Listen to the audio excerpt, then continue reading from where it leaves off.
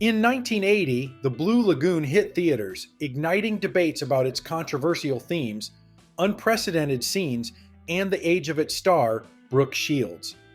Directed by Randall Kleiser, famous for Grease, the film was based on Henry DeVere Stackpool's 1908 novel.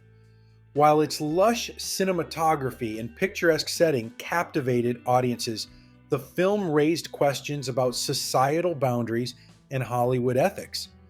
Let's dive into the story behind this provocative film, from its daring concept to the controversies that still ripple through its legacy. The story unfolds in the Victorian era, with cousins Richard and Emmeline Lestrange, played by Christopher Atkins and Brooke Shields. After a shipwreck strands them on a deserted tropical island, they are left to navigate survival and, eventually, adolescence. Initially guided by the ship's cook, Patty Button, the children learn essential survival skills, from fishing to building shelter. But Patty's tragic death after a drunken binge leaves the children entirely on their own. As years pass, Richard and Emmeline grow into teenagers, facing the challenges of isolation and the mysteries of adolescence without societal guidance. Their friendship evolves into a romance, eventually leading to intimacy and the birth of a child. However, the island is not entirely the paradise it seems. The ominous presence of natives performing ritual sacrifices on the other side of the island adds an eerie undertone of danger. The story's climax is a bittersweet moment of tragedy and hope, as the family consumes poisonous berries, believing they will never be rescued, only to be found adrift by a passing ship, leaving their fate ambiguous. The production of The Blue Lagoon was as captivating as its storyline. Filming took place on Nanuya Levu, a remote Fijian island, where the cast and crew endured 5 grueling months of rustic living conditions. With no fresh water on the island, everyone lived in tents, save for Shields and Atkins, who stayed on boats offshore. The pristine environment, captured by renowned cinematographer Nestor Almendros, earned the film an Academy Award nomination for Best Cinematography. Interestingly, the film even contributed to science. While watching the movie, a herpetologist spotted a previously undocumented species of iguana, later named the Fiji crested iguana. Casting for the film was no simple task. Brooke Shields, cast as Emmeline after her performance in Pretty Baby, was only 14 years old. This sparked immediate controversy given the film's themes of sexuality and nudity. Shields' age necessitated creative solutions. All nude scenes were performed by a stunt double, Kathy Trout, an experienced dolphin trainer with a similar build. Shields' long hair was glued to her chest in other scenes to ensure modesty. Shields later testified before Congress to confirm these precautions, quelling some of the uproar but leaving questions about the ethics of involving minors in such projects. Christopher Atkins, who played Richard, was an 18-year-old with no prior acting experience. He was chosen after a rigorous audition process that included actors like Matt Dillon and Sean Penn.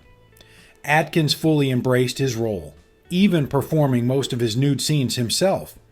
His hair was permed to give him the savage look the filmmakers envisioned, though his inexperience occasionally showed.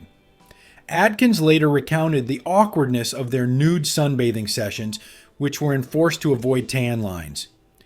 Shields, younger and less experienced, humorously described her reaction to these moments as trying not to look.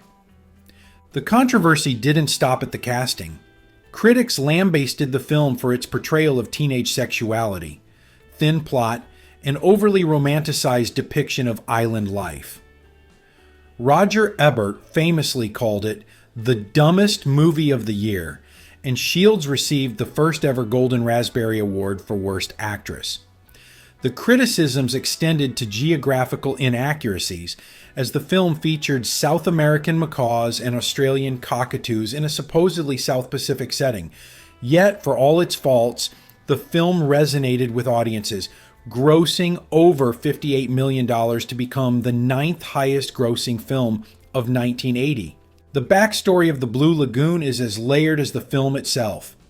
Adapted more faithfully from Stackpool's novel than previous renditions in 1923 and 1949, Randall Kleiser's vision aimed to explore themes of innocence, survival, and natural love.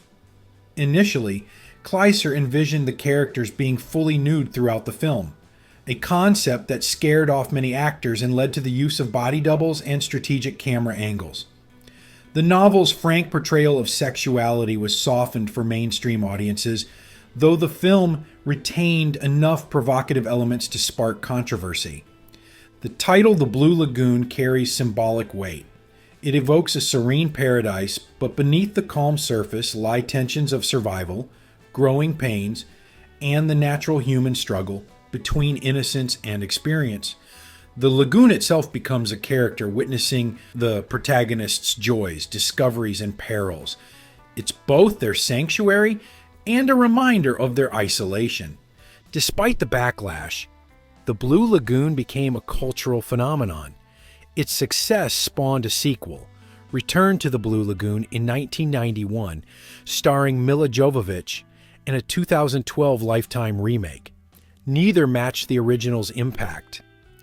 Meanwhile, the island where it was filmed, now known as Turtle Island, has transformed into a luxury resort, offering visitors a chance to experience the cinematic paradise for themselves. The legacy of the Blue Lagoon is a complicated one.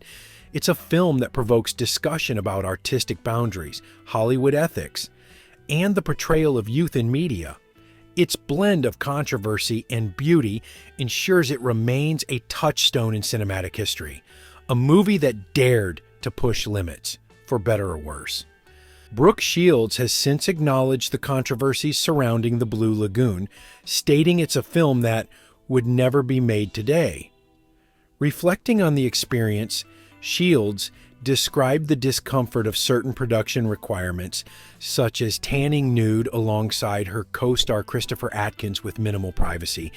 She also revealed the pressure to develop an off-screen relationship with Atkins, which felt unnatural and forced. Shields noted that modern Hollywood would no longer accept the ethical challenges presented by such a production, highlighting how times have changed in protecting young actors. Now it's time to hear from you. What do you think about the controversy surrounding the Blue Lagoon? Do you believe a film like this could or should be made today? Let us know your thoughts in the comments below.